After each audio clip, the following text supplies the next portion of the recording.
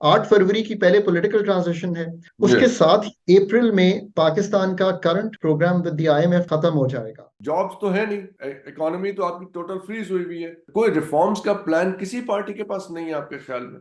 अस्सलाम वालेकुम ख़वातीन व हज़रात, मैं हूं हसन जफर और हमें ज्वाइन कर रहे हैं खाकान हसन नजीब साहब। लीडिंग इकोनॉमिस्ट हैं, एडवाइजर रहे हैं मिनिस्ट्री ऑफ फाइनेंस के, और इज अ लम्प्ड ग्रेजुएट। ये मैंने अभी इनके प्रोफाइल में देखा है, आई थिंक मुझे लगा कि I should highlight it. So welcome Khaqan sahab. Good to be with you ji. Thank you very much. पहला सवाल सर यहाँ से स्टार्ट करते हैं। वर्ल्ड बैंक की नवंबर में रिपोर्ट आई थी जिसमें उन्होंने ये कहा कि पाकिस्तान की इकोनॉमी जो है वो, इकोनॉमिक मॉडल जो है वो टोटली कोलैप्स कर गया है, और ये एक बहुत महदूद तबका है जो हमारी एक एलीट है, सिर्फ उसको सर्व कर रहा है। तो इस ये जो ऑब्जर्वेशन है पाकिस्तान की इकोनॉमी के बारे में, इसके बारे में आप क्या फरमाएंगे? बिस्मिल्लाहिर्रहमानिर्रहीम, good to join you doctor साहब। डॉक्टर साहब देखिए, पहली बात यह है कि वर्ल्ड बैंक हमारा पार्टनर रहा है पिछले 5-6 दिहाइयों में। इस वक्त वर्ल्ड बैंक पाकिस्तान का नंबर 2 सबसे बड़ा लेंडर है, both project and programme loans में। राइट। 18 अरब डॉलर के करीब आई थिंक वर्ल्ड बैंक की लेंडिंग है पाकिस्तान को। China is the leading lender over $30 billion, but World Bank is almost number 2।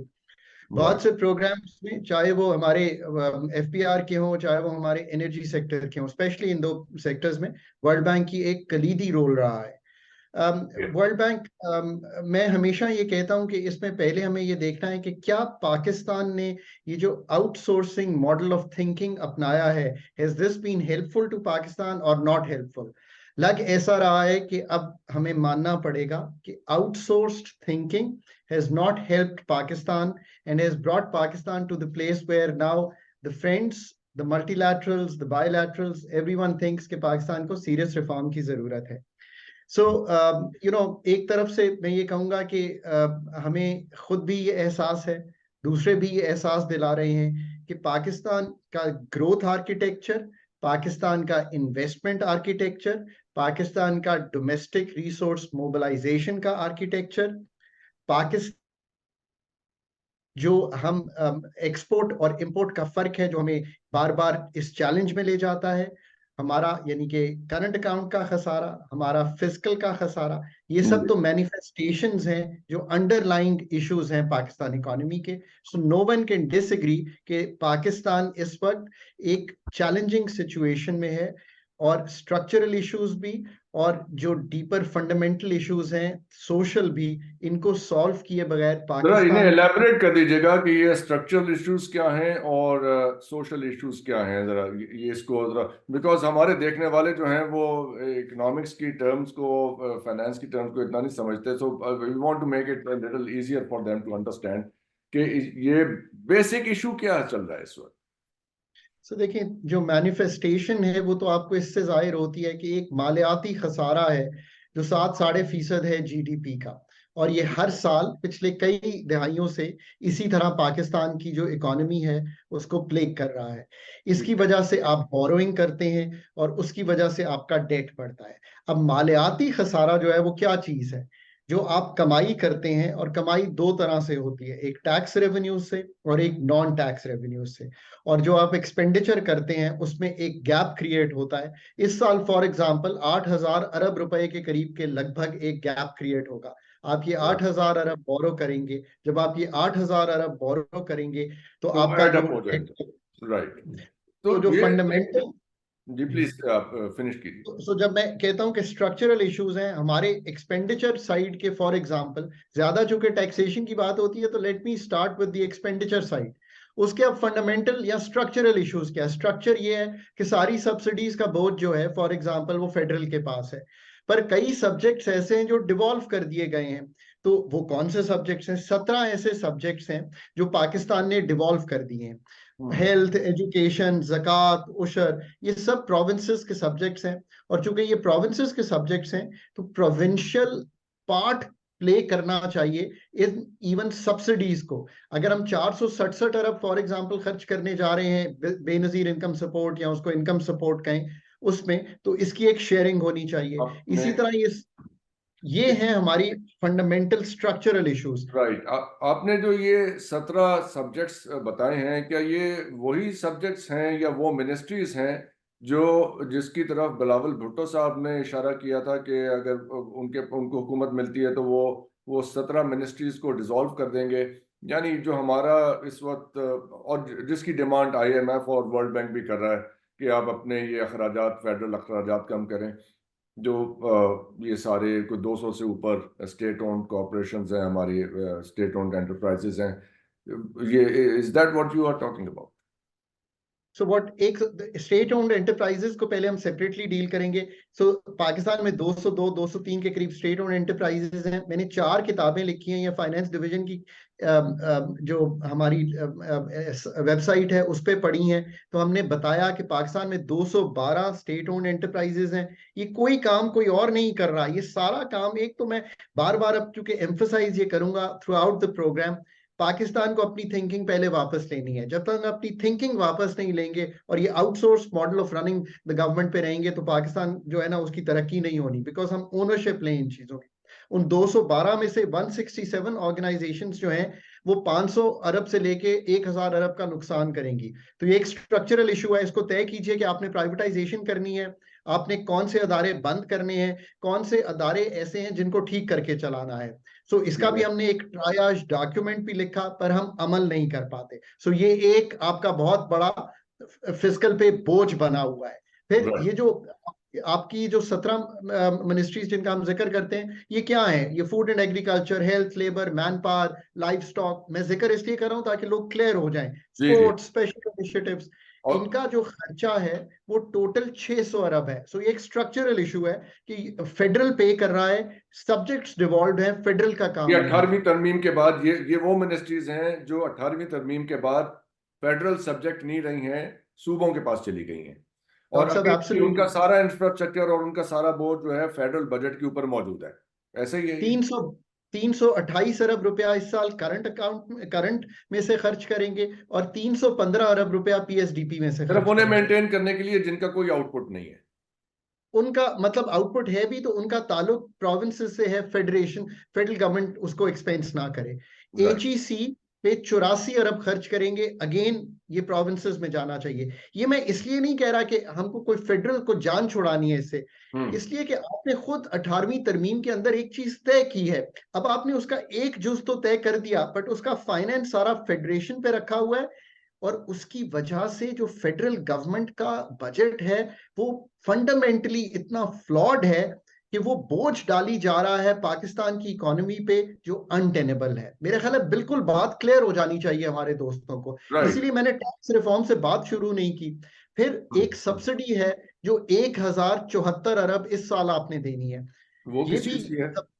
जी, इसमें बिजली की सब्सिडी है, फूड की सब्सिडी है, फूड अगेंस्ट एक डिवॉल्व सब्जेक्ट है, एग्रीकल्चर की सब्सिडी है, अगेन डिवॉल्व सब्जेक्ट है। ये सारी सब्सिडीज को शिफ्ट कीजिए, जो प्रोविंसेस की हैं वो प्रोविंसेस दें, और जो ठीक है। फेडरल है वो बेसिक अपनी सब्सिडी रखे। 467 अरब हमने इनकम सपोर्ट में देना है। हम इसको इनकम सपोर्ट को अगेन शेयर करें, यानी कि 232 अरब हम प्रोविंसेस के साथ हमें शेयर करना चाहिए। पर इसी तरह फेडरल को अपने खर्चे भी ठीक करने हैं। पेंशन का बोझ, डॉक्टर साहब कोई बात नहीं करता। मैं फाइनेंस की टेबल पे था और मैंने 6-7 साल पहले वहां पे कहा कि ये 250 अरब की पेंशन है, मुझे बहुत तशवीश है, ये कहीं 500 अरब हो जाएगी तो हम तो ये बोझ ही नहीं बर्दाश्त कर सकेंगे। I was only partially correct. Doctor Hasan, इस वक्त वो 803 अरब रुपए हो गई है। रियली 800? यानी आप एंटिसिपेट कर रहे थे कि 500 हो गई तो क्या होगा, और अब 800 पे हो चुकी है। मुझे ये बताइए खान साहब कि रुकावट क्या है इस जो आप डेवोल्यूशन की बात कर रहे हैं कि इसको प्रोविंसेस के पास आ जाना चाहिए, ब्यूरोक्रेसी इसमें रुकावट है, इस प्राइवेटाइजेशन में और इस डेवोल्यूशन ऑफ पावर में, या पॉलिटिकल पार्टीज जिनके जाहिर है क्योंकि वो आएंगी जॉब प्रोमिसेस के साथ, जॉब्स हैं नहीं। ये भी हमें सुनने में आ रहा है कि 80% फुटप्रिंट है गवर्नमेंट का बिजनेसेस पे, इंडस्ट्रीज पे। So with all these things in view, ये कौन सी फोर्सेस होंगी जो आगे ये करेंगी? सो डॉक्टर साहब, एक तो ये है कि जहाँ पे हम खड़े हैं, हमें स्पेस फॉर मैन्यूवरेबिलिटी अब तकरीबन खत्म इसलिए हो गई है कि जब हम ये सारे खर्चे करते हैं और नुकसान भी करते हैं और इतना बड़ा फिजिकल मालियाती खसारा करते हैं, तो उसका बोझ जो है किसी ने तो भरना है। जब आप बोरोइंग करते हैं, आप डोमेस्टिक भी करते हैं, आप इंटरनेशनल भी करते हैं। आपको मालूम है कि आपके दोस्तों ने भी आपको ये कहना शुरू कर दिया है कि आप आईएमएफ के पास जाइए, यानी कि रिफॉर्म कीजिए तो हम पैसे देंगे। पहली फोर्स ऑफ चेंज अब यह है कि no one is willing to fund you without you showing them कि you are on the path of reform और रीस्ट्रक्चर। और ये जो अभी हमने चीजें रखी हैं, ये उस ऑब्वियसली अब तो आप मतलब you don't have to be an economist, आप समझ गए होंगे कि एक चीज का बोझ फेडरल बर्दाश्त कर रही है जो उसका काम नहीं है, फिर उसका काम नुकसानात कर रही है जो उसको नहीं कर। सो है। एक फोर्स ये है कि इंटरनेशनल पार्टनर्स और हमारी फ्रेंडली कंट्रीज पुश करेंगी। दूसरी फोर्स ये है कि आई थिंक ये जो इस वक्त एसआईएफसी का निजाम बना है, ये एक होल ऑफ गवर्नमेंट अप्रोच लेना चाहता है। और मेरा ख्याल है कि अब रूम फॉर मैन्यूवरेबिलिटी जो भी आएगा उसके पास ज्यादा नहीं होगी। सो दूसरी ये फोर्स है। तीसरा ऑफ कोर्स मेरी और आपकी गुफ्तगू और पाकिस्तानी अवाम की ख्वाहिश कि अब प्लीज कलीदी फैसले कीजिए, बैंडेजेस से राइट। बात नहीं बनेगी। आई थिंक ये तीसरी फोर्स है। पर ये क्यों नहीं हो रहा डॉक्टर साहब, ये इस पे let me spend 2 minutes on this. मेरा yes point of please. View बहुत से पाकिस्तानी से बहुत फर्क है इस पे। जब मुझे मौका मिला काम करने का तो ये मैं 2017 से 2019 का टाइम। नहीं, इससे पहले भी डॉक्टर साहब, I have been with the government for a longer time. मैं जब पीपीपी का टेन्योर एंड हो रहा था तो that's the time I joined. I have right. Served with all three three party. So मुझे बहुत ही बखूबी अंदाजा है। तो हमने जब हम मैंने देखा तो आईएमएफ का जो प्रोग्राम था वो पाकिस्तान एज यूजुअल 23 प्रोग्राम कर चुका है। अपना उस वक्त जो प्रोग्राम कर रहा था, वो जैसे हम प्रोग्राम शुरू करते हैं फिर जी। उसको हाफ वे छोड़ के चले जाते हैं। This is been Pakistan. सो ये ही पाकिस्तान की इस वक्त स्टोरी है। So we are in a muddling through kind of a equilibrium. हम हर चीज में बस थोड़ा सा किया फिर आगे चल पड़े। हम फ्रिजिलिटी में इसलिए जी रहे हैं कि हम कंप्लीशन नहीं कर पा रहे। तो मैंने कहा यार कि पाकिस्तान का 2013 का हमने जब प्रोग्राम शुरू किया, 9 का इनकम्प्लीट छोड़ के आ रहे थे। I joined and I we were one of the people, हमने वो प्रोग्राम इनकम्प्लीट क्लोज किया। तो ये जब हम प्रोग्राम करने आए 2013 का, तो आई डिसाइडेड कि ये पाकिस्तान पहली दफा अपनी जिंदगी में ये प्रोग्राम कंप्लीट करेगा। ये मैं मिसाल इसलिए देता हूँ कि इतने फेलियर्स के बाद हम आ रहे थे। So I asked the team then the leadership and I said कि यार मुझे सिर्फ एक चीज करने दें, मुझे एक टीम बनाने दें और we will solve this issue. And and और मैं हमेशा कहता हूं कि ये है पाकिस्तान का क्राइसिस। पाकिस्तान का crisis is a competence crisis. जब तक मानेंगे नहीं इस बात को, चाहे वो प्राइवेटाइजेशन में हो, बीओआई में हो, फाइनेंस में हो, एनर्जी में हो, ये कलीदी मिनिस्ट्रीज, टेक्निकल मिनिस्ट्रीज हैं, आप जनरलिस्ट्स के साथ इसको चलाने की कोशिश कर रहे हैं। पाकिस्तान का जर्नलिस्ट पॉलिटिकल के विल, साथ चलाने की कोशिश कर रहे हैं, हाउ इज दैट? देखिए ना, एक हमारा पूरा सिस्टम जो है वो आज इस तरह ऑपरेट कर रहा है कि आज मैं काम कर रहा हूँ हेल्थ में, कल मैं काम कर रहा हूँ फाइनेंस में, परसों मैं काम कर रहा हूँ प्राइवेटाइजेशन में, तरसों मैं काम कर रहा हूँ नेशनल फाइनेंस कमीशन में। So we are not producing specialists. और ये जो हमारा पूरा एग्जीक्यूटिव का निजाम है ये इस तरह चल रहा है। इस राइट। निजाम में जरूरत यह है कि आप टेक्निकल इनपुट जो है उसके लिए प्रोफेशनल जो ब्लॉक्स हैं वो कायम करें ताकि इन मसलों को हल किया जा सके। हमने जब 2013 और 16 का प्रोग्राम आईएमएफ का किया, that is the only programme Pakistan has ever completed in its history with 12 reviews, with everything that was done and closed and कुछ रह नहीं गया था। तो हमने एक टीम पुट टुगेदर की। हम पाकिस्तान को अब अगर इन सब मसाइल को हल करना है, जरूर पॉलिटिकल विल चाहिए। वो तो मैंने आपको 3 बता दिए हैं जो फोर्सेस हैं, बट वो फोर्सेस भी जब तक हर एक एरिया। आपने जो एम्फसाइज किया है कि इनकॉम्पिटेंस है, तो इसमें ब्रेन ड्रेन का आप समझते हैं कि बहुत अमल दखल है जो पिछले लेट्स से 10 साल में हुआ है? पाकिस्तान से बहुत काबिल लोग या क्वालिफाइड लोग बाहर चले गए हैं मुल्क से। इज दैट अ रीजन, या पॉलिटिकल रीजंस हैं, रेड टेप रीजंस हैं? हाउ डू यू, इनकी क्या हायरार्की है इन सारी प्रॉब्लम्स की? सो मेरी नंबर वन हायरार्की ये है कि मैं हमेशा कहता हूँ कि HR इज पॉलिसी। बहुत बात आजकल ये हो रही है ना कि पाकिस्तान में पॉलिसीज बड़ी खराब हैं, ये है वो है। HR is policy. ये कोई बात ही नहीं कर रहा कि असल मसला ये है, जैसे आपने कहा ब्रेन ड्रेन। अब मेरे साथ के PhD जितने दोस्त हैं वो ज्यादा बाहर हैं, जितनी खवातीन हैं वो ज्यादा बाहर हैं। हमारे साथ भी मेरी ऐसे ही, अपनी, हमने भी ऐसे ही एक्सपीरियंस किया। हमारे भी सारे दोस्त कनाडा और कहाँ कहाँ जा चुके हैं। मैं एक पर्सनल मिसाल दे देता हूँ। मेरी बेगम जो है वो इस मुल्क की काबिल तरीन टैक्स एक्सपर्ट है, काबिल तरीन। वो अभी अच्छा। 100 मुल्कों का एक प्रोग्राम चलाती थी OECD के लिए। राइट। ठीक है, तो मैं अब she still works for an international organisation, because वो लोग नहीं समझते कि to fight it out and be in the system तो इसका इज मतलब है वर्थ कहीं इट। सिस्टम के अंदर है ना प्रॉब्लम। सिस्टम जो है इजेक्ट कर देता है ऐसे लोगों को बाहर जो कि टू काबिल हैं फाइट, या जो काम करना चाहते हैं। सो इसका मतलब जैसे शब्बर जैदी साहब का एक मामला था, जी। जब वो सो एफबीआर के चेयरमैन बने तो वो टू एफबीआर के अफसरों ने उनके लिए मुश्किलात पैदा की। We all know that. So, doctor साहब, ये जो 11 साल मैंने सरकार के साथ गुजारे हैं, I think every day was, हम, और मुझे बहुत मैंने काम किया है। मतलब मैंने ये किताबें, इतनी किताबें लिखी, मैंने IMF का प्रोग्राम कंप्लीट किया, but many days out of my working days were a struggle to to the system को आपको थोड़ा सा फाइट करना पड़ता है।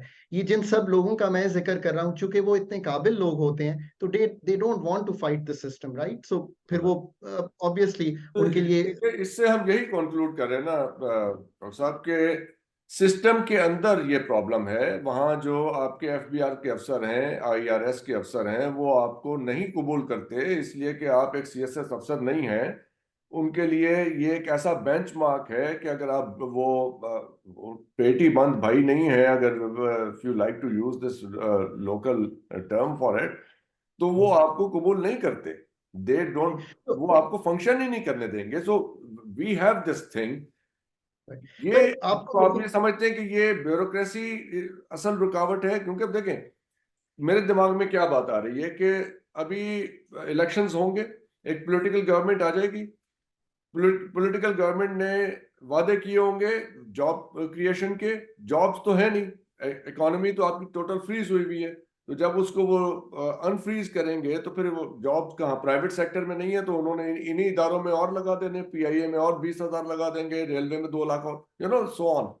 Is that the, how do you see this problem कि इसको कैसे फिर सॉल्व करेंगे? देखिए, ये स्टेट ऑफ माइंड जो है, इसको कुल्ली तौर पे तब्दील करना पड़ेगा। We would have to think. और मैं हमेशा कहता था कि जो एडमिनिस्ट्रेटिव लोग होते हैं, जो इस वक्त सिस्टम को चलाते हैं, उनका एक अपना बहुत इंपॉर्टेंट रोल है। एक प्रोफेशनल सेटअप का रोल है जो बिल्कुल मिसिंग है। पॉलिटिशियंस का एक अपना रोल है। उन्होंने उस नेरेटिव को, चाहे वो प्राइवेटाइजेशन का हो, टैक्सेशन नए एरियाज पे लानी है, रियल एस्टेट पे लानी है, रिटेल पे लानी है, उस नेरेटिव को सेल करना, लेजिस्लेट करना, ये उनका रोल है। हर एक का रोल है। वो रोल हमें क्लियरली डिफाइन करके, let the people be in that role, this is really really important.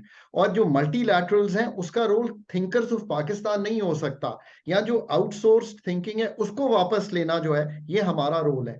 सो इन सब लोगों को जेल करना पड़ेगा, और पॉलिटिकल फोर्सेस को अब ये मानना पड़ेगा कि नौकरियां जरूर क्रिएट हो सकती हैं।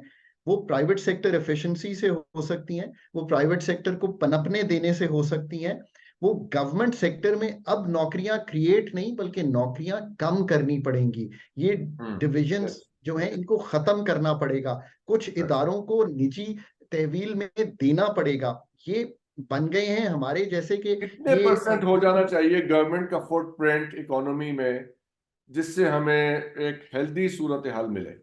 यानी अगर देखिए बड़ा, एक सोर्स कहता है कि 67% है, another source says it is up to 80%, तो उसको रिड्यूस कहाँ तक करना चाहिए और कितने अरसे में कर सकते हैं वैसा?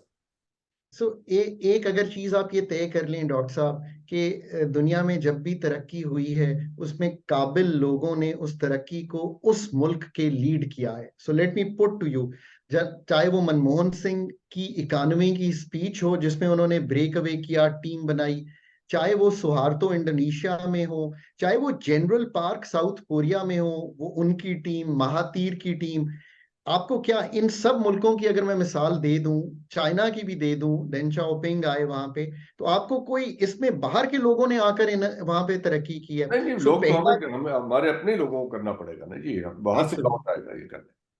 तो जब आपने ये पहली चीज तय कर ली, देन एक एक एक लीडर का काम क्या है? उसका काम है टू पुट हिज और her best team together.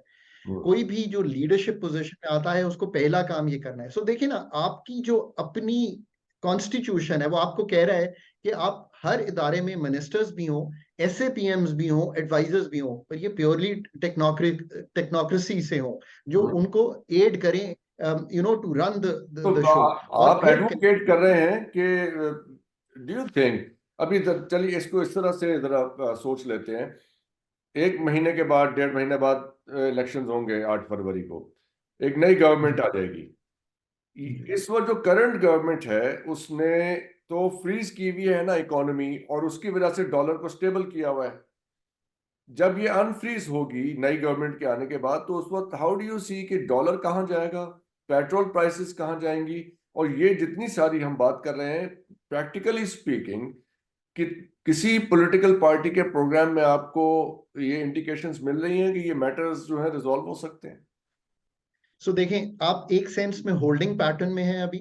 IMF का भी प्रोग्राम नहीं है, एक एसबीए है जो स्टैंड बाय अरेंजमेंट है, जो आपको 9 महीने के लिए राइड आउट कर रहा है। कुछ इसकी वजह से आपको स्टेबिलिटी दिखाई दे रही है, कुछ आपको एस्टैब्लिशमेंट ने ये जो smuggling, hoarding, de dollarisation, Afghan transit trade पे काम किया है, इसकी स्टेबिलिटी दिखाई दे रही है। पर आप देखिए कि अगले 6 माह में 3 इंपॉर्टेंट ट्रांजिशंस होने जा रहे हैं। रियली, अगर if all the political parties जिन्होंने हुकूमत संभालनी है, उनको तो इस वक्त तैयारी के साथ आना पड़ेगा। 8 फरवरी की पहले पॉलिटिकल ट्रांजिशन है, उसके यस। साथ ही अप्रैल में पाकिस्तान का current programme with the IMF, doctor साहब, खत्म हो जाएगा। आपको नए प्रोग्राम की तैयारी करनी है। मैंने हमेशा कहा है कि जो मुल्क खुद तैयारी नहीं करते, वो कभी भी आईएमएफ का प्रोग्राम कंप्लीट नहीं कर पाते, और उनको दिक्कत रहती है, वो ओनरशिप नहीं लेते। तो क्या वो तैयारी है? You will have barely a month and you would be looking in another programme. फिर अभी आपको हुकूमत संभाले 2 महीने ही हुए होंगे कि मई जून में आपको पाकिस्तान का एक अगले साल का पूरा बजट प्रेजेंट करना है, जिसमें कम से कम कुछ रिफॉर्मिस्ट आंसर जो है वो मस्ट है फॉर स्टेबिलिटी। अदरवाइज तो नेक्स्ट ईयर इसी तरह गुजर जाएगा, और हम इसी, जिसे कहेंगे, डे टू डे रट में रह जाएंगे। अब आप मुझे खुद बताइए कि कितने मुश्किल हालात हैं उस बहुत गवर्नमेंट मुश्किल के। है। इसमें दो चीजें और इम्पोर्टेंट हैं जो जरा हिडन है। एक तो गवर्नमेंट आते ही नई रमजान आ जाएंगे, और उसके बाद आप उसमें इन्हें बहुत सिग्निफिकेंट फूड सब्सिडी देनी होगी, और अपने ये इलेक्ट्रिसिटी सप्लाई मेंटेन करनी होगी। फिर आगे गर्मियों का मौसम है जहां पे फिर electricity supply, and we don't know कि जो इस वक्त यूक्रेन में और इधर दूसरी जगहों पे सिचुएशन चल रही है, तो how the energy prices play out in the world market. तो ये चैलेंजेस हैं जो कि अभी जो हाउ, कितनी आपको लगता है कि ये हमारी सियासी पार्टियां, लेट्स से जो हम एंटिसिपेट कर रहे हैं कि पीपल्स पार्टी और मुस्लिम लीग नून, ये पार्टीज, इनके मंशूर, अब मियां साहब तो आवाम से मंशूर मांग रहे हैं, खैर I don't know how prepared these parties look to deal with these situations. Doctor साहब, ये तो हम तभी बता सकेंगे ना जब कोई मंशूर सामने रखेगा। तो हमें पहले तो फर्स्ट ये है पॉइंट कि जो सब, बिलावल साहब ने तो सामने रखे हैं, do you see any hope in that?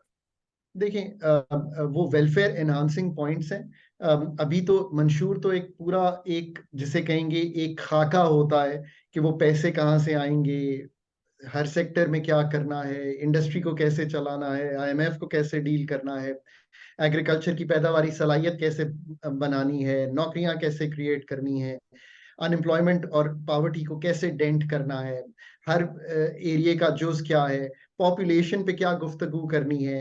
Yes, अभी मैं आपसे आज जितनी गुफ्तगू की, आप नोट करेंगे, बड़े कलीदी मसाइल पे गुफ्तगू की है। That's in right. मसाइल का जायजा लेना, मतलब पॉपुलेशन, अगर आप 80 लाख बच्चा हर साल पैदा करेंगे, आप जितने मर्जी टेक्नोक्रेट्स को भी पुट टुगेदर कर दें, ये मसला कभी भी हल नहीं होगा। You just cannot be doing what you are doing, कि आप 2.5 पौने 3 हमारी जो फीसद पे ग्रो। आबादी की जो बढ़ने की रफ्तार है उसकी, जी, मतलब आपको ये तय करना पड़ेगा कि ये आबादी की बढ़ने की जो रफ्तार है सारे मुल्कों ने दुनिया में कम की है, आप भी बढ़िए इस तरफ और इस पे काम कीजिए और इसको कम कीजिए और इस इशू को सीरियसली लीजिए।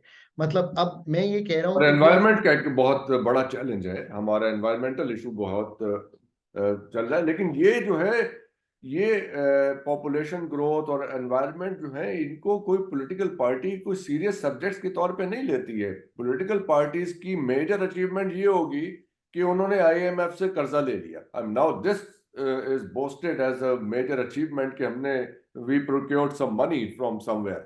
तो बट वेयर इज दी कोई रिफॉर्म्स का प्लान किसी पार्टी के पास नहीं है आपके ख्याल में?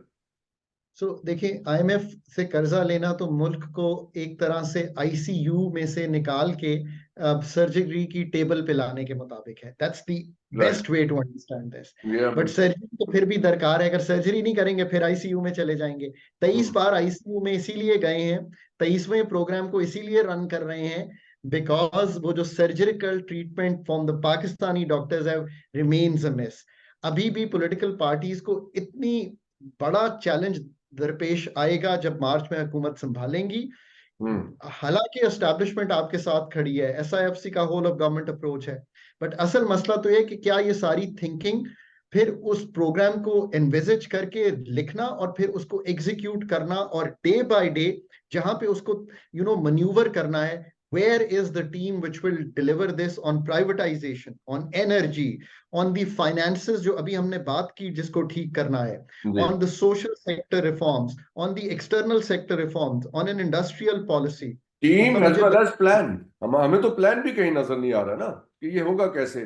तो इसमें दो सवाल आम लोगों का बेसिक कंसर्न है। डॉलर प्राइस आपके ख्याल में कहाँ जाएगी?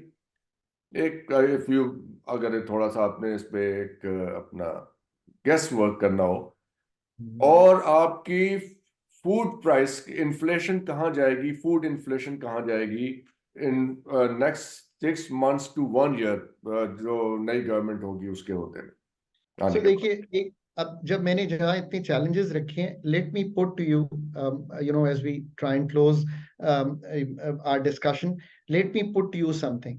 पाकिस्तान एक इलेक्टोरल साइकिल में मुख्तलिफ दिख भी सकता है।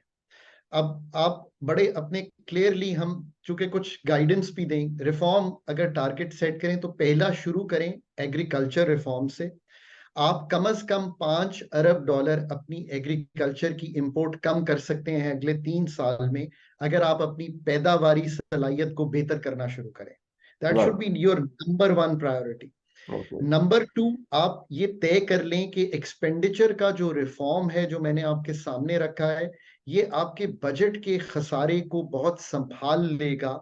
और उससे क्या होगा कि आपकी इन्फ्लेशन, जिसका आप सबसे ज्यादा पूछ रहे हैं, अब बाकी सारे काम करते रहें, बट ये दो चीजें, पैदावारी सलाहियत अगर एग्रीकल्चर की बढ़ेगी तो लोकल प्राइसेस पे बेहतर असर पड़ेगा। अगर आपका फिजिकल का खसारा, मालियाती खसारा कम होगा तो इन्फ्लेशन पे बहुत असर पड़ेगा। पर ये दोनों जो चीजें हैं, आपके तीसरा जो खसारा है एक्सटर्नल का, उसको बहुत कंफर्टेबली संभाल लेंगी। So now what I am trying to put to you is के अब 3 तरजीहात तो मैंने आपके सामने बहुत क्लियरली रख दी। राइट। बिल्कुल। चौथी तरजीह आपकी ये होनी चाहिए कि एनर्जी सेक्टर के लिए 4 लोगों की टीम बनाइए और उसकी सर्जरी शुरू कीजिए। क्योंकि मैंने वो मौजू टच नहीं किया, वो जो हमारा सर्कुलर डेट है एनर्जी सेक्टर वो के। यस। सो सो चौथा वो आपका एनर्जी सेक्टर का सर्जरी है, वो शुरू कीजिए। प्राइवेटाइजेशन कमीशन को रिवैम्प कीजिए कंप्लीटली और उसको प्रोफेशनल्स के हाथ में दीजिए। चेयरपर्सन लाइए प्रोफेशनल और उससे कहिए कि ये जो इतने अदारे जो कि हमें हजार अरब रुपए का नुकसान पहुंचा चुके हैं, इनको क्लीन अप करे, इनकी फाइनेंशियल रिस्ट्रक्चरिंग करे, इनकी एचआर रिस्ट्रक्चरिंग करे और इनको बेचने के लिए अच्छी कीमत पर तैयार करे। ये 5 काम आप अगले 5 साल में कर लें। If you come back to me after 5 years, दूध और शहद की नदियां नहीं बहेंगी, बट वो पाकिस्तानी जो पाकिस्तान छोड़ के जा रहे हैं, they will come to you and say कि यार ये जरूर दिखाई दे रहा है डॉक्टर साहब कि पाकिस्तान की जो सिमत है वो 5 सालों में दुरुस्त रही है। ये बहुत ही क्लियर, एग्रीकल्चर, फिजिकल के खसारे को संभालना, इसके साथ साथ हमारे एक्सपोर्ट्स को बिल्ड करना, हमारी एनर्जी सेक्टर को ठीक करना और प्राइवेटाइजेशन की तरफ बढ़ना, ये बहुत ही हम आज क्लियर रोड मैप जो है आपके थ्रू दे के जा रहे हैं लोगों को। और यही रोड मैप वो मांगे तो नौकरियां भी क्रिएट होना शुरू हो जाएंगी और पैदावारी सलाहियत भी पाकिस्तान की बेहतर होना शुरू हो जाएगी। और आपकी इन्फ्लेशन मैंने आंसर कर दी कि इससे कंट्रोल हो जाएगी। आपके जो रुपया है डॉक्टर साहब, वो दो चीजों पे डिपेंडेंट है, सप्लाई और डिमांड। जब एक्सपोर्ट पिकअप करेगी और इंपोर्ट में एग्रीकल्चर में कमी आएगी तो रुपए की जो डिमांड है वो कम हुई और सप्लाई भी बढ़ी। और तीसरा, किसी मुल्क का जो करेंसी है वो उसकी पैदावारी सलाहियत से ताल्लुक है उसका, कि आप दुनिया को क्या बेच सकते हैं। अगर आप दुनिया को बेचने के काबिल बनेंगे तो आपके रुपए को तकवीयत मिलेगी। अगले 3 साल में पाकिस्तान को काफी ग्रॉस एक्सटर्नल फाइनेंसिंग भी चाहिए। इसके साथ साथ ये 5 काम कीजिए और IMF के प्रोग्राम में रहिए। Pakistan will start looking better इंशाल्लाह after 3 years। Thank you very much doctor Khaqan Najeeb sahab, हमें ज्वाइन करने का। ख़वातीन और हज़रात, आपने सुना पाकिस्तान को आने वाले दिनों में ख़ास तौर पे इलेक्शन के बाद जो चैलेंजेस हैं उसमें सूरत हाल संभलती हुई नहीं नज़र आती, इसलिए कि ना किसी पॉलिटिकल पार्टी के पास ऐसा प्रोग्राम नज़र आता है, ना जैसे खाकान साहब ने इशारा किया कि ना उनके पास ऐसी कोई विजिबल टीम नज़र आती है जो ये मामला संभाल सके। अल्लाह कोई रास्ता दिखाए। आपके देखने का बहुत बहुत शुक्रिया। खाकान साहब, आपका ज्वाइन करने का बहुत बहुत शुक्रिया। Thank you very much.